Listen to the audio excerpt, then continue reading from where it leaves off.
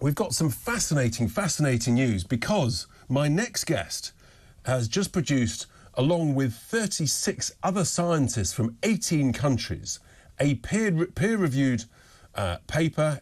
Dr Ronan Connolly works for the Centre for Environmental Research and Earth Scientists. And this paper, if you can get hold of it, is well worth reading. I'm delighted to welcome Dr Ronan to the show. Thank you for being with us. So I've read this paper, and absolutely fascinating about how the global warming may be a result of other factors than what we've traditionally been told, and the impact of urban bias. So do help my listeners and viewers, Ronan. Good morning to you with what this paper's all about and why it's sort of different from what we've been previously led to believe. Yes, I'm delighted that you're interested in our new paper. I'll mention there's another 2 papers that I was involved in that were just published in the last few weeks. And they all give complementary information on the same subject. So the one that you're referring to that had 37 co-authors was published in the journal Climate.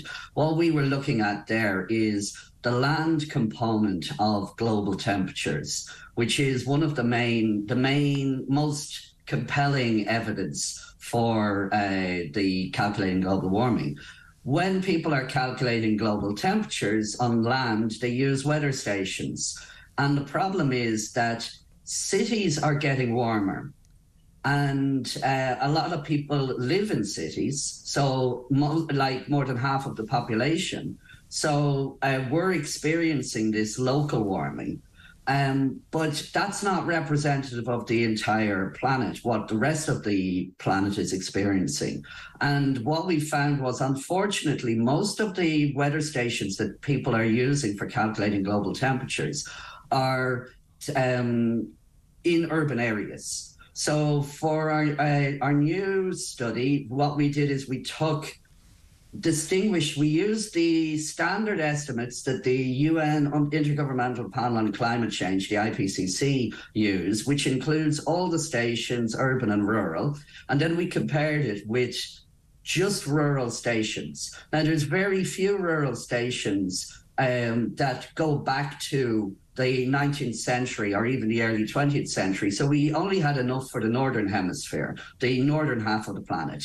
But we found, for that region, that the warming in the standard model, urban and rural, is 0.9 degrees per century, whereas with the rural, it was 0.55 degrees. So there's a substantial difference. There's up to 40% different, extra warming. What percentage of the planet is covered by urban areas? It's still less than 4% of the land surface, and then 2% of the global surface. Right. But it makes up the temperature records. It makes up at least 50%, maybe 75% of the data, and more than 80 to 90% of the longest records. Right. That's what you found in this report. Yeah. Whereas what does the IPCC say in terms of the urban area, the urban warming? What's their figure compared to yours?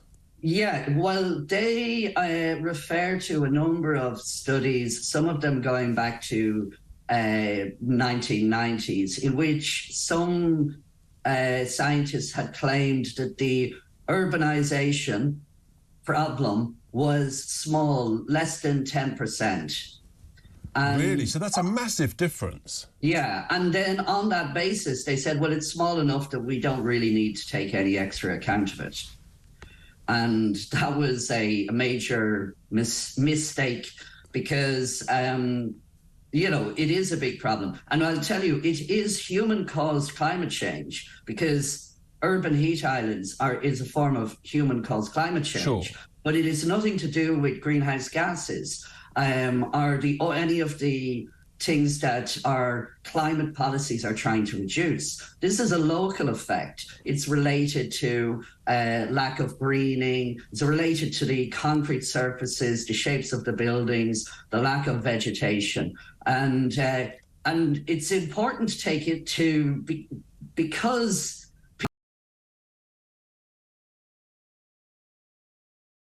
half of the world's population lives in urban areas. So we're now experiencing worldwide more heat waves where people are living.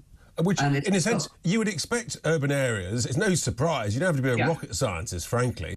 Just a bit of good old gut and common sense. Your gut instinct say it's going to be warmer in towns and cities and urban areas than out in the depths of some glorious countryside, for heaven's sake. So this is a significant difference that you've identified. Has anybody previously done this work, this type of study before, Ronan?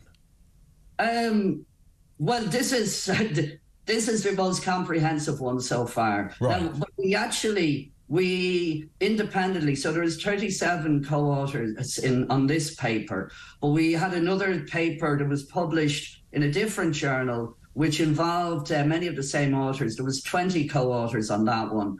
And in that paper, this was published in the Research in Astronomy and Astrophysics, we also compared our rural land component. We used sea surface temperatures for estimates for taken from ships and buoys and all, and then we compared it to tree rings, we compared it to glacier lengths, and what we found is that all the rural, if we take the outside of the cities, which is 98% of the globe, if you look outside, in the rural areas, in the tree rings, in the lakes and the seas, we are seeing climate change, but it has a different character. What we are finding, I guess, Ronan, and that's the point. You're always seeing climate change, but you also, I think, in this paper, you found that the IPCC had underestimated the influence of the sun, of solar activity. What were your findings there? Yes. Now, this is like an ongoing debate, a scientific debate, and it's very difficult to try and work out how the sun has changed. So it's only, and people that are interested in finding out more, if you go to our websites, this was a collaboration with lots of groups all around, scientific groups all around the world. So there's only a few of us in the Centre for Environmental Research and Earth Science. But if you go to our website, ceres-science.com, you can find the papers, links to it and descriptions, and you can read carefully, find out what it is. But in terms of the debate over solar activity, we only have direct measurements of solar activity since 1978, when they launched first satellites. And by the way, several of the scientists involved in these satellite projects were working with us on this. But you think, just as time moves on, Ronan, you think the impact of solar activity has been underestimated by the IPCC? Yeah, what I can say is we've found and we describe it in the second paper, the Research in Astronomy and Astrophysics, looks more detail at the sun. We found 27 different estimates of solar activity. And the UN IPCC, for their latest sixth assessment report, when they were doing their what they call attribution experiments, where they try and explain how much of it is human-caused and natural, the solar estimate they used shows almost no trend in solar activity. And if anything, it's been a slight decline since the 1950s. So obviously your report here is quite different from sort of what the IPCC is saying. Have you had much backlash? I mean, you did well to get this published in a peer-reviewed journal like Climate. What sort of backlash have you had from it? Well, so far, it seems to be quite positive. All of the scientists that are directly contacting us are very encouraging about it. I can see on Twitter, a lot of people are sharing the thing is going around. There's a few people that hate the results that we get, but they haven't actually found that's the nature of science, isn't it, Ren? Yes. I mean, essentially what your paper does, and you've done really well to get it published, is that science is actually never settled. There's always disagreement, there's always debate, there's always challenge, and other scientists will challenge your paper. Just finally, what are your thoughts on this scandal with the Nature magazine, where the scientist Patrick Brown has exposed that actually, in order to get his paper published, he had to provide basically over-focus on climate change being the cause of wildfires in California, as opposed to include some of the many other factors? Yes, well, Dr. Brown, I think, said the quiet bit out loud, and he wasn't supposed to say that. And so now the people that have been getting published in Nature and also Science and the top journals, they're not going to like that. It's very difficult to say this because I don't know. Okay, so I don't know how much your viewers are familiar with what's called the peer review process. And what happens is if you have a paper, your manuscript, a scientific paper, and you want to give it to the community, to the rest of the world to see it, you submit it to a journal. And so some of the journals, Nature and Science are the top two.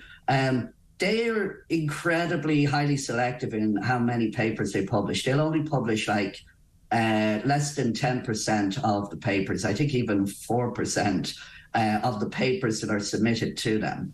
So they're looking for very niche. And you can say that's a good thing to try and maintain the quality of what they publish. That's So it's properly reviewed and checked. I get all that.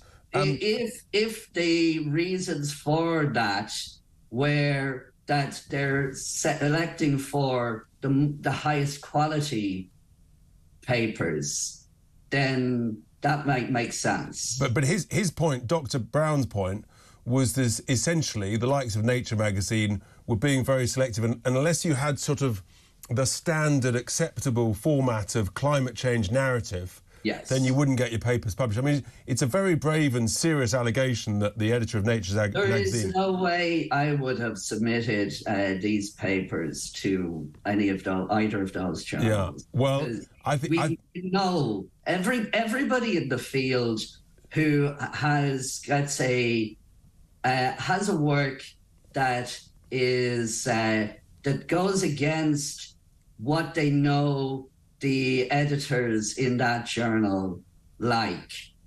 They don't. Sure. No, I think we get the point. I mean, Dr. Brown actually has done us all a major service by highlighting this and by saying that the reality is, unless you comply, you won't get stuff published. And the same is true with research funding.